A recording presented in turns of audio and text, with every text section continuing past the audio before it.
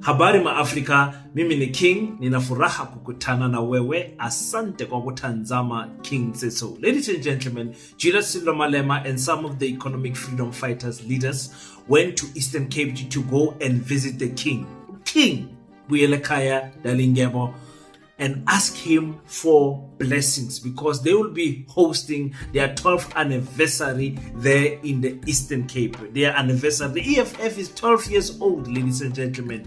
And somebody will ask, why the Eastern Cape? Why not Northwest or other provinces? Now, I'm going to give you guys the breakdown of the numbers so you understand why the EFF chose the Eastern Cape according to me, because this makes total sense when you look at their performance in 2019 and you look at their performance in 2024. It makes total sense for them to be there in the Eastern Cape celebrating their anniversary with their voters. And also, have you guys saw that our beautiful president, our heartwarming, soft-hearted president has boarded the plane to go and meet Donald Trump in America? Now, many people are saying to me, King, don't underestimate Cyril Ramaphosa's negotiation skills. The man is good in negotiating. He's going to come out there and you will see that Donald Trump will change his views about what is happening in South Africa. Really?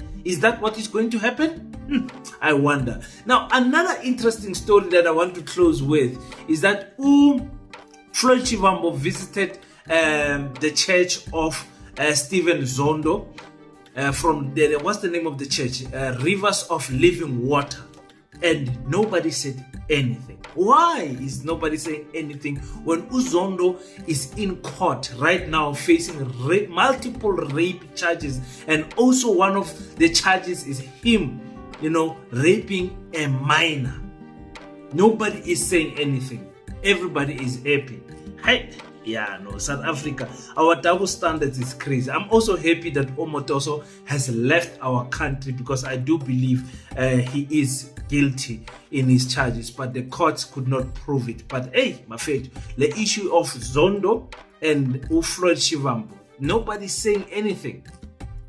Hey, let's talk about that, Caseta, and much more. Yes. There was no going forward, no going back. No surrender, no retreat. This one, the farm was just about to slap the other chief who were pissed off about Bantubigo, pissed off about Chris Hani. Suddenly we realized we were pissed off about Mangani Sosokupe. Sas Fogele, Masinga Batabanyama, Sitigiwe, Sati, Kwanele, Baspizelu Kodesa, Apo Baskatila Kona, Baspiga Levoti, in the Namad. Ohulu Mentagananda. Yes. The economy was kept in place and enriched. A few house slaves were allowed to sit at the master's table. Now ANC no longer had to grovel. They thought they were high and mighty on Twitter screaming Asnabalo until Jesus came back and they realized the wheat and crap, and so they blamed on white capital monopoly. But when they had 2/3 majority, who knows what was stopping them from fixing economic policies? And what's wrong with me for thinking that the government should be looking out for the majority? Instead, Mr. was more concerned with buying a buffalo. Hey. He can't own up to Marigana now. He wants us to put a cross next to his face on the ballot. He can't own up to Marigana now. He wants us to put a cross next to his face on the ballot.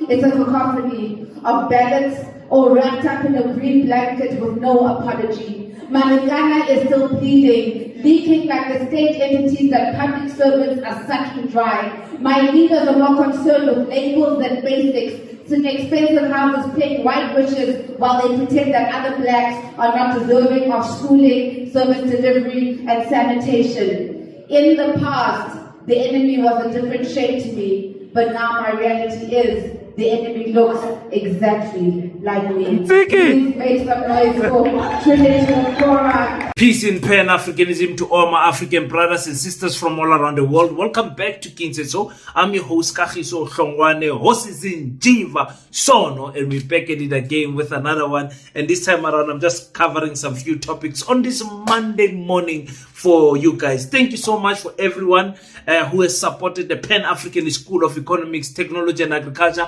by sending your 50 Rand contributions every month, every week, every day. We really appreciate and we see the contributions coming in. Some of you have said, King, we want the report of the gala dinner. Please tell us, how did the gala dinner go? What are the numbers, the financial implications and everything? That is happening today at 12 o'clock. Make sure that you stay tuned on King Said So and on Paseta Pan-African School where you will find the report. I'll be dropping the report then. Thank you so much for everyone who has bought us a pallet of bricks through the Mike Hadebe campaign. We really appreciate each and every support that we are getting from you guys. Let's jump into it, ladies and gentlemen.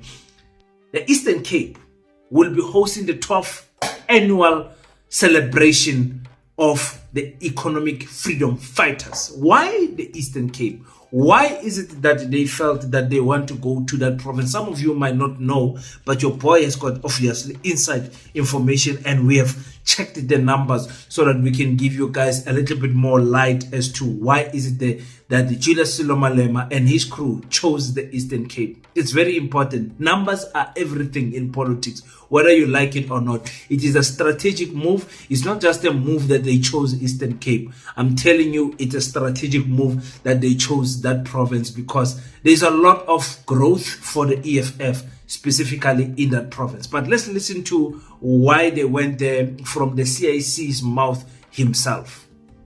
We are visiting the King today to come and report officially that we have the 12th anniversary of the EFF at Tata Stadium on the 26th of July. It is in our culture that when you go and visit a place like this area where the kingdom exists, you must pay respect.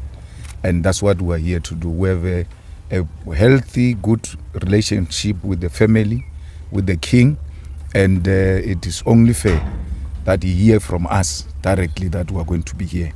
But that also to demonstrate that we recognize this kingdom. It does exist and we are going to give it the support. We continue to give it support. And we call on Eastern Cape government to put aside political differences and support this kingdom and support our king. Treat him like all other kings. Because he's got a political opinion, it doesn't make him of a less royalty. It is actually more royalty because he expresses himself. He knows where he stands on different matters, and we should respect that. And we hope that they will indeed try to show some support through our chairperson here in the legislature. They must continue to put that pressure, that treat all the kingdoms equally and do not isolate those that you disagree with politically, because that's an abuse of power. When you have power, you serve everyone irrespective of their political affiliation or opinions.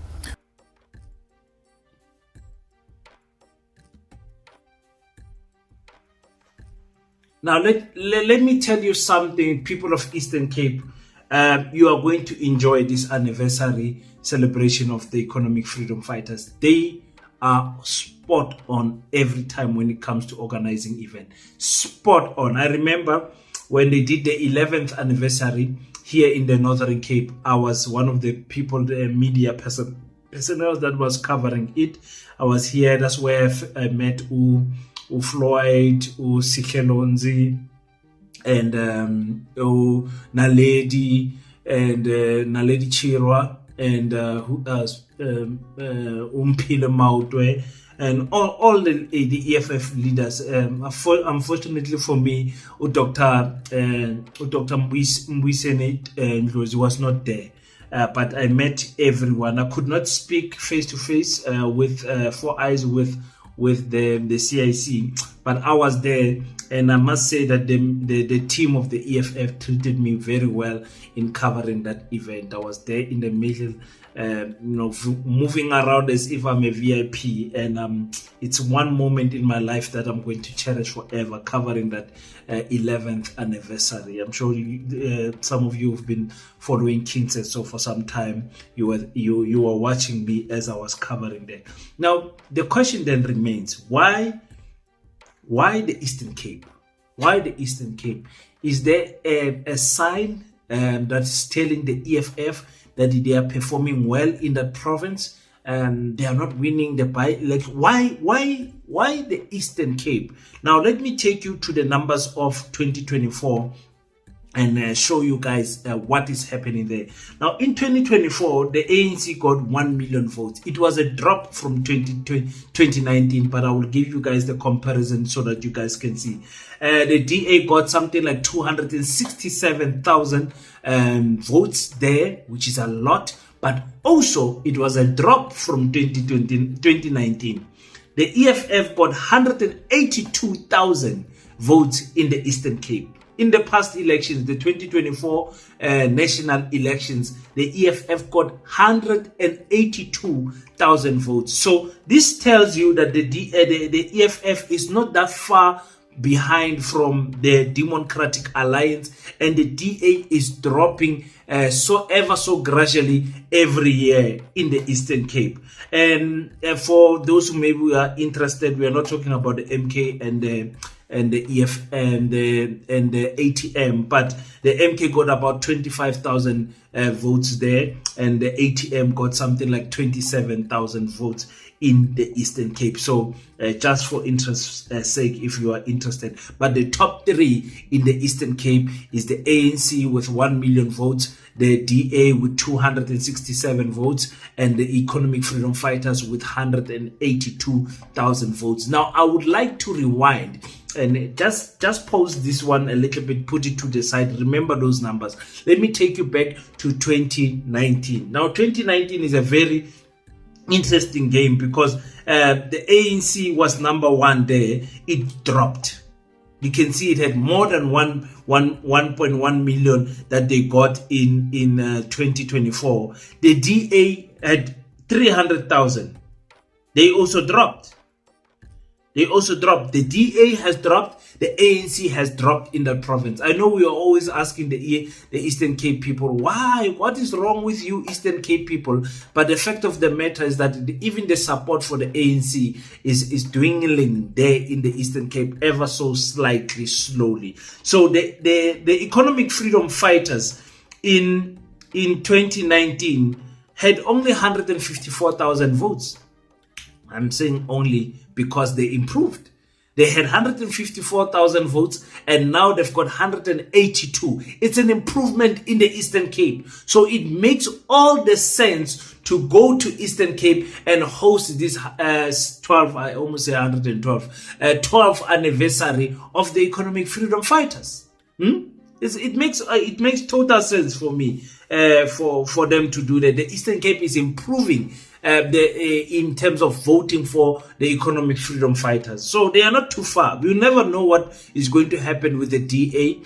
So it is worthwhile for the Economic Freedom Fighters to host this in the Eastern Cape, because I think really they can get a few more votes there and go close to 200 votes. Maybe the DA can drop a little bit more. Maybe they can be the official opposition in that provincial again. You know, they were the official opposition in Mpumalanga. They were taken out by the MK political party, so they remain the official opposition party, second biggest in the Northwest, and now they are the third biggest party in a third biggest party is a position they are used to in the Eastern Cape. So I think this is fantastic. I just wanted to bring that to your light so that you guys can understand why is it that the Economic Freedom Fighters chose that province. I'm guessing it's because they think that they can improve their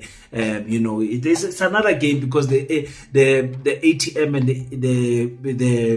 the the Mkhonto Wesizwe political party are now together. They're probably gonna improve somewhere, somehow. So you can expect that the MK will improve if the voters of ATM vote with MK. So you can expect them to improve, but expect also the DA and the ANC to slightly drop. So in that drop is where the EFF can come in and get some numbers and grow. Ladies and gentlemen, our president is on his way to America. Our president is on his way to America. Now we get to see he's the first president from Africa to go and visit Donald Trump ever since he was inaugurated in, when was it, January, February. He's the first president from Africa. A lot of drama happening between the US and South Africa. So you expect fireworks from that meeting. We saw how the Ukrainian president was treated like a baby. But I don't think that they will succeed with that with Cyril Ramaphosa. I know me and you will take Cyril Ramaphosa as a president that is soft-hearted, soft-spoken, but I'm telling you, he's not a pushover. He's not a pushover. At least that's what my friends are saying from the ANC. They say that man in a suit and a tie in a meeting, it's impossible to push him over. All the experience he has with the unions and all the experience that he has from the ANC, that man is not a pushover. I'm not sure how you guys are taking it, but someone says he's going to sell out our country. He's going to promise America something, and America will be happy, and AGOA will continue, PEPFAR will continue, and all of those things, they will fall in love with them again. The problem is that if Donald Trump does that, he will appear as weak to the Americans, and of which Donald Trump does not play that game of appearing weak. Because then why is it then be so understanding when you've got 49 African people that are settling in America, and you're looking to bring more? You're looking to bring more. And again, I told you guys, they are investigating. If you watch the news, they're investigating, where does this 49 come from? Nobody knows. Nobody knows. How can a person live a five-bedroom house here, his mother behind, his dog and car, everything behind, just to go and start a life? Is South Africa that bad? Hey. In fact, what is funny, I've got a friend of mine who went to America. When did he go there? I think somewhere in October last year, and he just came back 3 weeks ago, and he said, I will never go back there again. He said, I'll never go back. The country is terrible. Everything is so expensive. The life is so fast. You have to constantly work. It's possible to make a lot of money and chase the American dream. But he said, my brother, you don't want to. You have no idea how much you are blessed in Africa. And I said, I told you so. I told you so. So what is Cyril Ramaphosa going to do? Because this might be a big win for him if he come out there and they are shaking hands with Donald Trump, and there's no problem, there's no fights, there's no arguments that are recorded on camera, of which many of my friends think that Cyril Ramaphosa will be able to pull that through. I don't know what you're saying, but I'm doubting it. I'm doubting it. I am past that stage of trusting politicians, man. I just politicians. For me, kunzima to trust politicians. I don't see a reason why our president should go there and negotiate. And what are we talking with these people? They have already shown us their hand. They've already shown us their stance. And what Agri South Africa is saying, and what all of these people are saying, is say, tell us, America, who told you there's a genocide in South Africa? Who said that the African people are being persecuted, there's land grab? We want to know who told you. Because everyone, including AfriForum, Solidarity Movement, farmers groups, Africans movement, everybody saying, no, it's not me. I did not say that. Including our, what's that racist guy who left AfriForum. All of those people are saying there's no genocide in South Africa. So who told them? Who told them? We want to know. We want to know. But anyways, we will engage on that one later. Guys, when Floyd Shivambu went to visit Prophet Bushiri, people were angry, very angry. Understandably so. Understandably so. Don't get me wrong on this one. Get me right. Understandably so. Refugee, you go there, you visit him. There's nothing illegal in visiting Bushiri, but people were saying, but for being patriotic to South Africa, you shouldn't have chosen that church to go and visit in Easter, even though we know he comes a long way. The EFF actually comes a long way with Bushiri. We have seen all of their leaders, not all, most of their leaders, Naledi, Julius, and our Floyd, they were there in his church. Okay, it's fine. Now we come to this past weekend where Floyd Shivambu visit Rivers of Living Water Yaga Stephen Zondo. Stephen Zondo has been accused of rape. He is currently fighting that court case, many rape cases under his name, including that of a minor that is a family member. Where are the ladies who are patriotic to women? Where is the feminine groups? The same people that were taking Floyd for going to Bushiri. Where are they? Where are they? I'm not saying Zondo is guilty. Bushiri was not found guilty also. He fled. Now we are looking for him to come back to court and come and answer to his sins. Omotoso was not found guilty, but still we feel like that Hamba Buyele Kaya. I think they gave him something like he can't return to South Africa for 5 years. You will see South Africans flying to Nigeria to go and attend a church service there because they love their men of God. The same thing that is happening with South Africans going to Malawi. The same thing. But I'm saying if someone has got multiple rape cases under him, but we are making no noise about it, or it's because he's South African. Maybe. I don't know. It's just me. Like the great distraction continues in South Africa. Every week there's something brand new for us to distract us as African people. That's why I say, even in our distraction, let's wake up and build. Let's wake up and unite. Let's wake up and thank you so much, guys, for tuning in. Don't forget, 12 o'clock I'm dropping that gala dinner report so that you guys can know what happened there on the gala dinner. Thank you so much for tuning in. Until we meet again, don't forget to pray, but after you pray, stand up, African child. Do your best so that God can do the rest. Peace and Pan-Africanism. I salute you.